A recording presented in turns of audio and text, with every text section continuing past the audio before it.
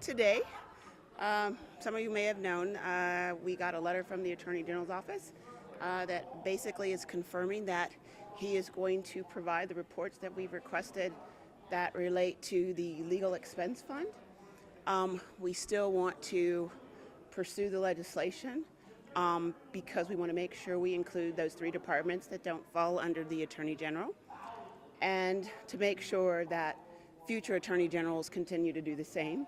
But we do appreciate the Attorney General coming forward and agreeing. So as of April, I believe, 30th, he will start submitting the monthly reports for the illegal expense fund expenditures. So I was glad to hear that. As far as what has happened this week, our Speaker, Paul Ryan, has said that Obamacare is basically going to be the law of the land, and it's time for Missouri to now look at expanding Medicaid. As you know, Kansas passed out Medicaid and sent it to their governor this week, and I believe there are some 32 other states that have done so, and it is just time for Missouri to step up and do the same. As it relates to budget, I think Democrats did pretty well with budget this week. Some of you might have been in the budget hearing when we got the $6.85 million for the Public Defender's Office, which came from the Attorney General's funds. I have to say thank you to Representative Lavender for all the work that she put in there to find those dollars, and hopefully we can help resolve some of their caseload. I think Lincoln University was a win. They've got now $2.5 million toward their land grant match.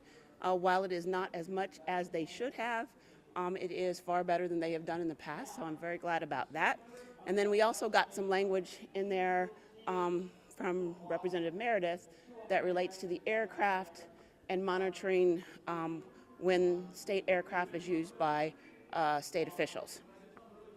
With that, PDMP, we finally got that out of the House. We will see what happens with it once it goes to the Senate.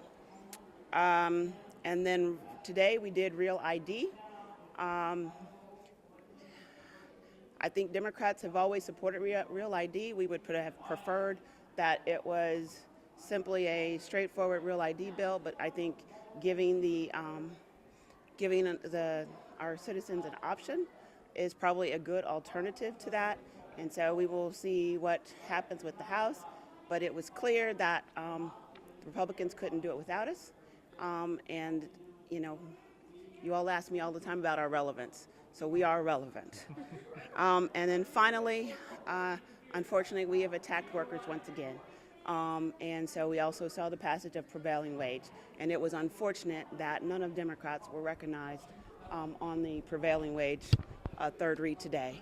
I did talk to the Speaker about that, and while he apologized, it's unfortunate that we did not get a chance to voice our constituents' opinions on this bill today. So with that, I'll take any questions. Going into the budget next week, the budget chairman pointed out there was, in his memory, a record number of no votes, I mean 1 or 2 for a couple of those bills. Is that an indication that the Democrats are pretty happy with the state of the budget as it's coming out of the House committee? I think so. I think it's also a testament to the fact that the budget chair did work with Democrats on a lot of things. In a tough budget situation, everybody doesn't get everything that they want.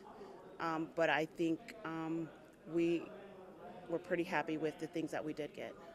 So no major problems that you foresee going into the debate next week? Not at this point. I don't.